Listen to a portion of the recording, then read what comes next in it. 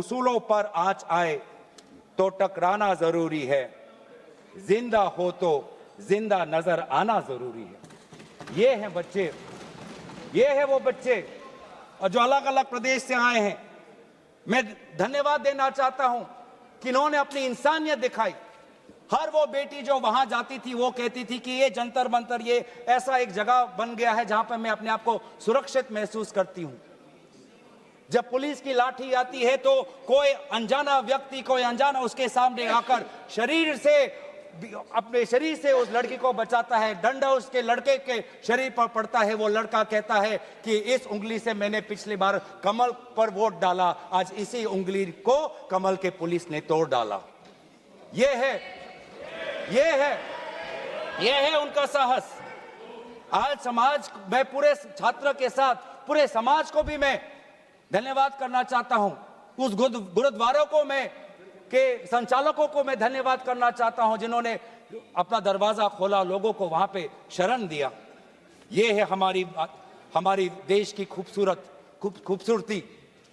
मैं धन्यवाद देना चाहता हूं कि देश भर से लोगों ने फोन किया कि मैं वहां जा नहीं सकता, लेकिन स्विगी के द्वारा उन बच्चों को खाना तो पहुंचा सकता हूं। मैं धन्यवाद करना चाहता हूं उन वकीलों का, वो चाहे सुप्रीम कोर्ट के बाहर हो, चाहे वो जंतर मंतर पे आए हो, सबने बोला कि लोकतंत्र के साथ, संविधान के पक्ष में आज हम सब यहां पे खड़े हैं। लेकिन जहां पर हमने हमारी खूबसूरती देखी, जहां पे हमने इंसानियत देखा, जहां पर हमने लोकतंत्र की ताकत देखी, जहां पर हमने लोकतंत्र की ताकत देखी, वहीं पे हमने इस सरकार की क्रूरता भी देखी। हमने देखा आपने किस प्रकार से पैलेट गन का इस्तेमाल किया, हमने देखा किस प्रकार से आपने इलेक्ट्रिक बेटन का इस्तेमाल किया, हमने वो भी नजारा भी देखा कि किस प्रकार से एक पुलिस कर्मचारी ने एक लड़की के गाल पर थप्पड़ मारा। वो एसीपी का नाम भी हमें याद है, उस पुलिस कांस्टेबल का चेहरा भी याद है जिसने अपने डंडे के साथ एक लड़की के प्राइवेट पार्ट पे उसने आक्रमण किया। हमें याद है वो लड़कियां जिन्होंने उनके आंसू निकल रहे थे आंखों से और कह रहे थे कि पुलिस वाले उनको मां बहन की गाली दे रहे थे। हम भूलेंगे नहीं वो बच्चियों जिन्होंने कहा कि मेरे पीठ पे जो कपड़े थे उन कपड़ों को इस पुलिस ने फाड़ दिया। ये है असलियत। और इसीलिए बार बार हम मांग कर रहे हैं कि किसने आदेश दिया, वो आदेश कहां से आया कि पैलेट गन का इस्तेमाल हो, किसने आदेश दिया, किसने आदेश दिया कि आंसू गैस का इस्तेमाल हो, किसने आदेश दिया कि लाठी पैरों पे नहीं लाठी सर पे पड़नी चाहिए, किसने वो आदेश दिया। और इसीलिए बार बार राहुल गांधी जी ने भी चिट्ठी लिखी है और आज भी हम देखते हैं कि अब सारी हम बातें कर रहे हैं।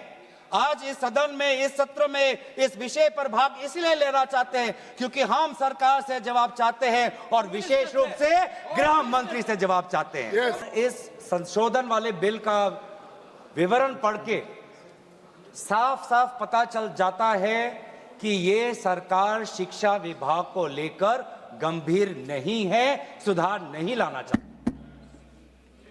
ये सिर्फ एक दिखावा का बिल है क्योंकि ये बिल एक संशोधन बिल है। आज से 2 साल पहले ये बिल लाया गया था, public examinations prevention of unfair act 2024। उस समय में भी एक यूजीसी ये नीट के 2024 के परीक्षा को लेकर पूरे देश भर में लोगों के मन में व्यापक चिंता थी।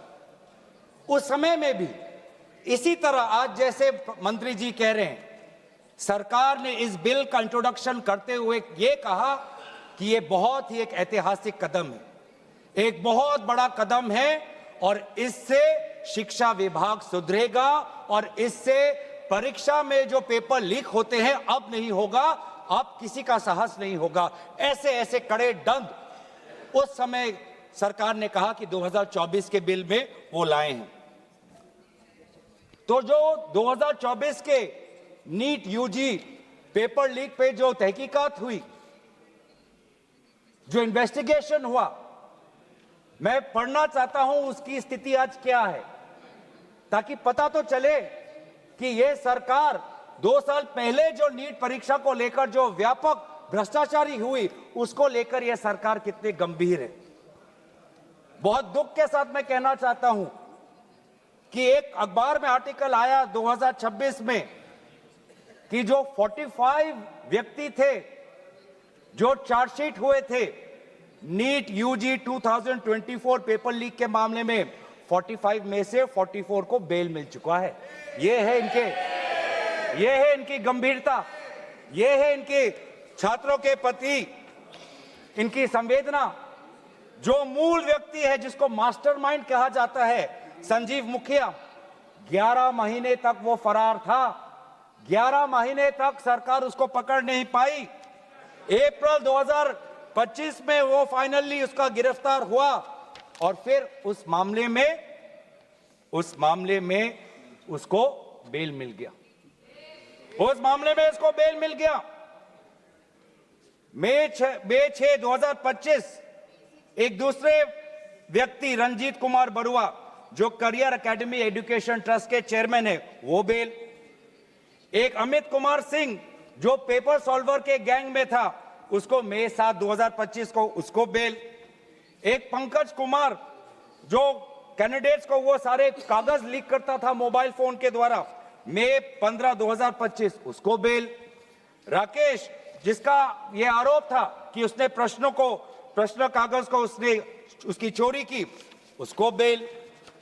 तो ऐसे एक लंबा ब्यौरा है, चाहे वो अमित प्रसाद महाराणा का हो या धीरेन्द्र कुमार पांडा का हो। तो ये कानून उस समय भी विफल था और ये कानून जिस मंशा से आज ला रही है, आज भी ये विफल होगा। ये कानून आपकी विफलता का स्मारक है, क्योंकि ऐसे कानून 2024 में लाने के पश्चात भी 2026 में तो लीक हुआ ना सर। अगर कानून इतना ही सशक्त था तो आज 2 साल बाद ही इतना बड़ा व्यापक लीक कैसे हुआ। और अफसोस की बात है सर, उस समय में भी शिक्षा मंत्री धर्मेंद्र प्रधान थे। और जब 2024 का जब पेपर लीक का मामला जब पूरे देश भर में आया, तो आपको पता है धर्मेंद्र प्रधान जी ने उस समय क्या कहा? उन्होंने कहा, कहां हुआ पेपर लीक? नहीं हुआ पेपर लीक। और आज भी पहले 2.5 महीने तक तो उनका रवैया यही था कि कहीं कोई धांधली नहीं हुई, सरकार ने बहुत अच्छा काम किया है। 21 बच्चों की जान गई, आत्महत्या उन्होंने की। आपको शर्म नहीं आती इस सरकार को कि जिस मंत्री के तहत में 21 बच्चों ने अपनी जान गंवा दी, आत्महत्या की, जब उसने अपने मंत्री पद से इस्तीफा दिया, कल जब वो सदन में आए, आपने उनको ऐसा माला पहनाया ताकि जैसे वो पाकिस्तान से जंग लड़के आए हैं, ऐसा माला पहनाया, ऐसा उनका वजूद उनको बड़ा किया मानो कि वो पाकिस्तान से जाकर सीमा पे जाकर जंग लड़के आए हैं। ये है उनकी सच्चाई। दुख लगता है सर। आज ये बात प्रधानमंत्री आते हैं इंस्टाग्राम के रील पर, वो अलग बात है कि जो पहली कैबिनेट बैठक हुई, उस कैबिनेट बैठक में शिक्षा को कैसे सुधारा जाए, पेपर माफिया को कैसे खत्म किया जाए, पेपर सेटर के माफिया को कैसे खत्म किया जाए, पेपर सॉल्वर के माफिया को कैसे खत्म किया जाए, टेस्टिंग सेंटर के माफिया को कैसे खत्म किया जाए, प्रिंटिंग प्रेस के माफिया को कैसे खत्म किया जाए, कोचिंग सेंटर के माफिया को कैसे खत्म किया जाए, सिलेबस कैसे स्कूल के सिलेबस के साथ मिले, आउट ऑफ सिलेबस परीक्षा के पेपर ना आए, सीबीएसई के ओएमआर में धांधली न हो, इन सब चीजों पर व्यापक चर्चा करने के बजाय प्रधानमंत्री मोदी जी कहते हैं इंस्टाग्राम पर और ध्यान दो, इंस्टाग्राम पर और ध्यान दो। और प्रधानमंत्री जब आते हैं हाई पावर कमेटी की बात करते हैं, तो 2 साल पहले जो के राधाकृष्ण की जो हाई कमेटी थी, उसका क्या हुआ? 2 साल हाई कमेटी आपने गठन की, प्रधानमंत्री केंद्र सरकार के निरीक्षण में एक हाई कमेटी बनी, के राधाकृष्ण फॉर्मर इसरो के चेयरमैन। अगर वास्तविक में उन्होंने इतना बढ़िया काम किया तो 2 साल पश्चात ही आज क्यों दोबारा ऐसा पेपर लीक हुआ? सरकार ये दिखाना चाहती है कि ये बहुत गंभीर है। पिछले कुछ दिनों में पता चला कि एनटीए के लगभग 47 लोगों को बदला गया। सर, मैं इस सरकार से मैं ब्यौरा चाहूंगा कि वे जो 47 लोग हैं जिनको आपने ट्रांसफर किया या सस्पेंड किया, कौन है वो?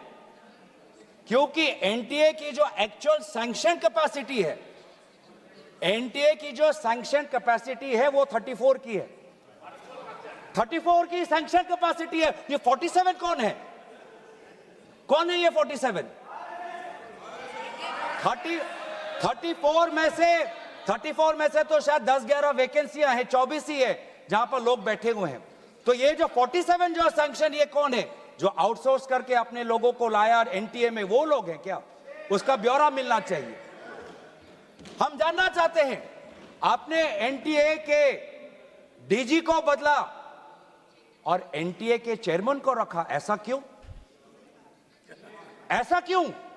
आपको एनटीए के डीजी पर विश्वास नहीं, आपने मान लिया कि शिक्षा मंत्री धर्मेंद्र प्रधान जी का इस्तीफा होना चाहिए, आपने ये भी मान लिया, तो आपको एनटीए के चेयरमैन पे इतना विश्वास क्यों? ये हम जानना चाहते हैं। सुनाई दे रहा होगा सर, एक विशेष संगठन के साथ जुड़े हुए हैं, उसका ब्यौरा देख लीजिए। एनटीए के चेयरमैन का ब्यौरा देख लीजिए। इससे पहले वह मध्य प्रदेश के पब्लिक सर्विस चेयरमैन के वो कमीशन के चेयरमैन थे, और उस समय में भी धांधली हुई, उस समय भी धांधली हुई। उससे पहले वो छत्तीसगढ़ में भी पब्लिक सर्विस कमीशन में चेयरमैन थे, उस समय में भी धांधली हुई। ऐसे इतने धांधली से जुड़े हुए व्यक्ति को आज भी इतने पेपर लीक होने के पश्चात भी आपकी सरकार बचा रही है। आपकी सरकार बचा रही है। जिस एनटीए के द्वारा 21 बच्चों ने आत्महत्या की, आज भी वो चेयरमैन बचा हुआ है। क्यों? क्योंकि वो एक विशेष संघ के साथ जुड़ा हुआ है। और यही दर्शाता है कि आप शिक्षा विभाग में आप सुधार नहीं चाहते, क्योंकि आरएसएस के लिए शिक्षा विभाग बहुत ही महत्वपूर्ण विभाग है, महत्वपूर्ण विभाग है। मैंने कोई असंसदीय बात नहीं की।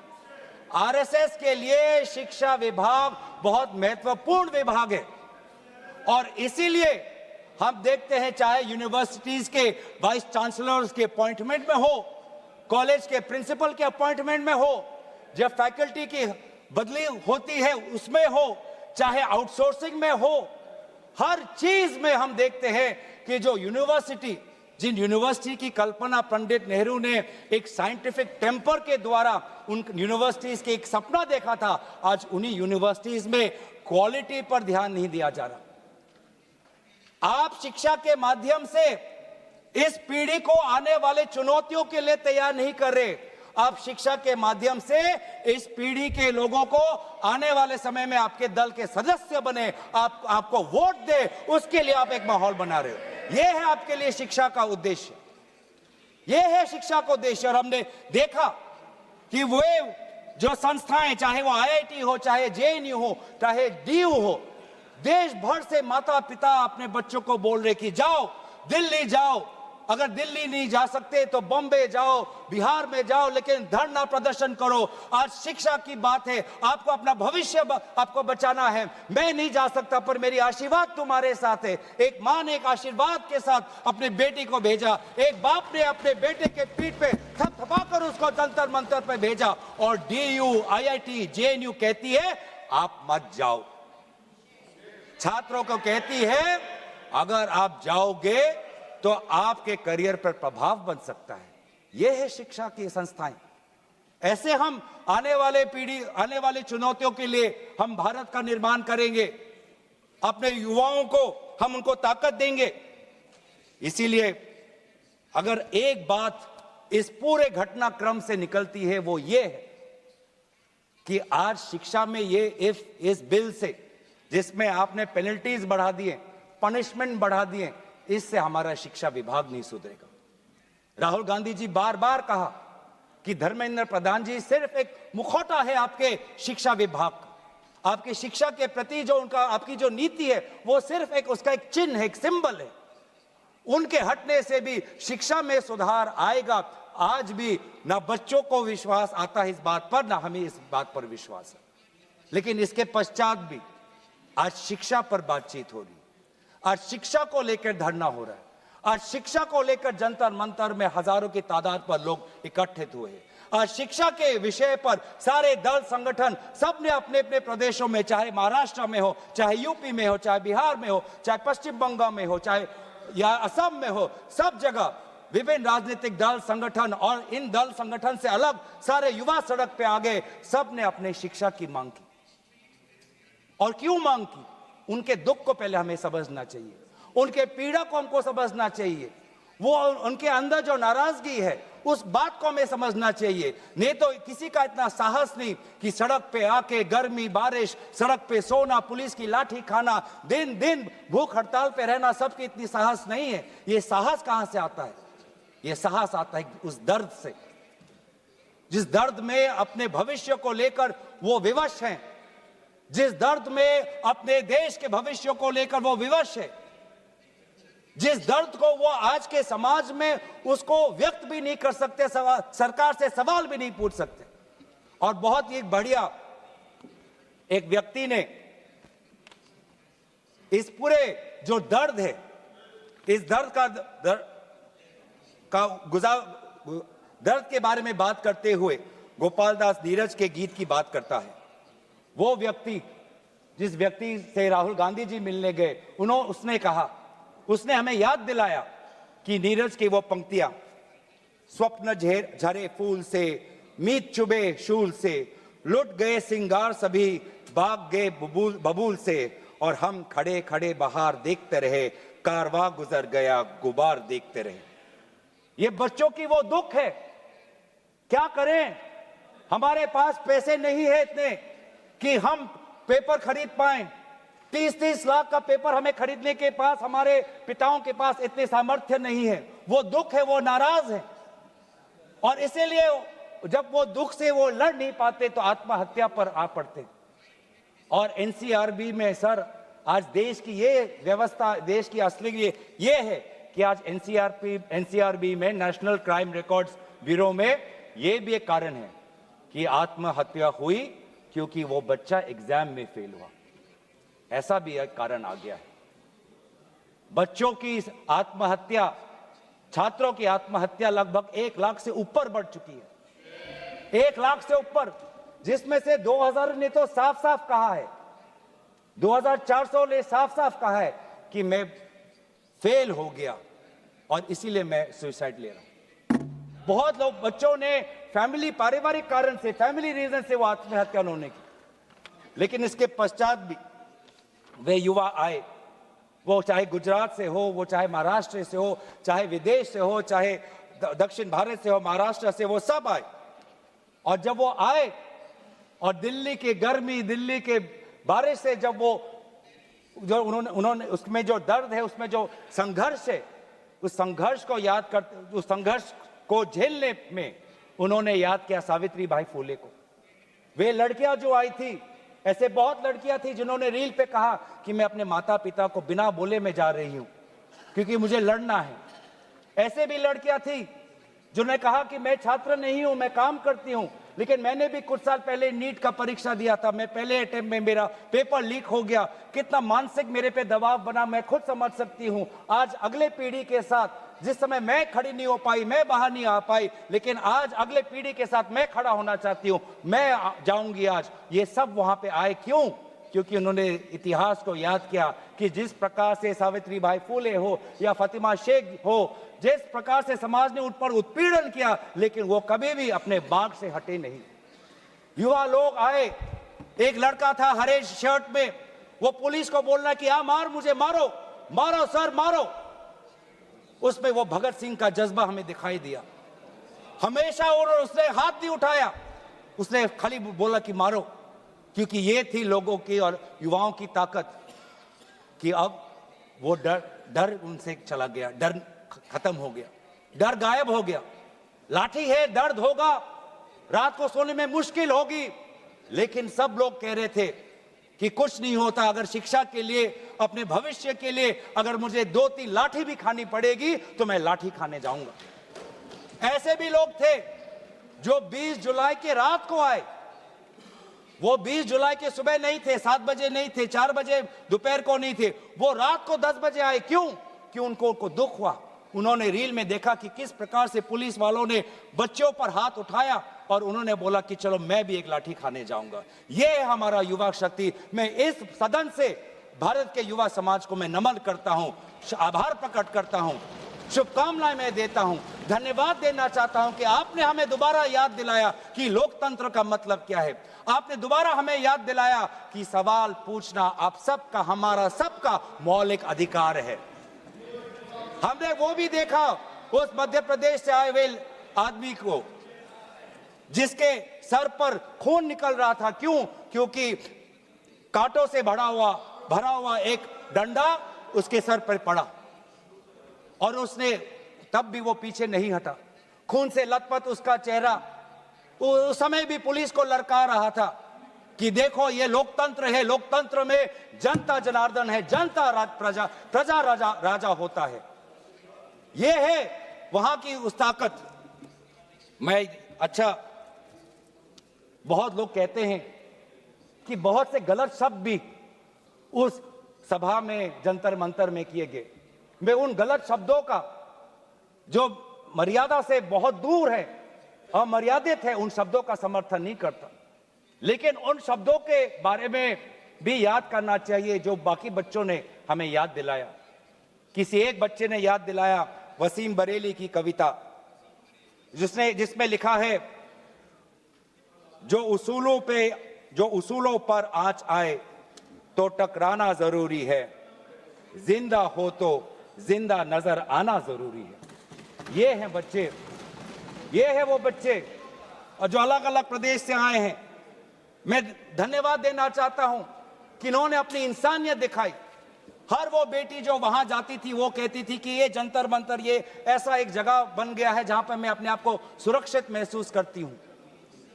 जब पुलिस की लाठी आती है तो कोई अनजाना व्यक्ति, कोई अनजाना उसके सामने आकर अपने शरीर से उस लड़की को बचाता है। डंडा उसके लड़के के शरीर पर पड़ता है। वो लड़का कहता है कि इस उंगली से मैंने पिछली बार कमल पर वोट डाला, आज इसी उंगली को कमल के पुलिस ने तोड़ डाला। ये है उनका साहस।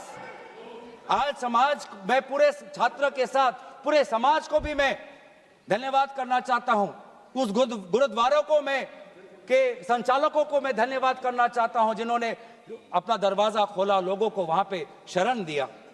ये है हमारी देश की खूबसूरती।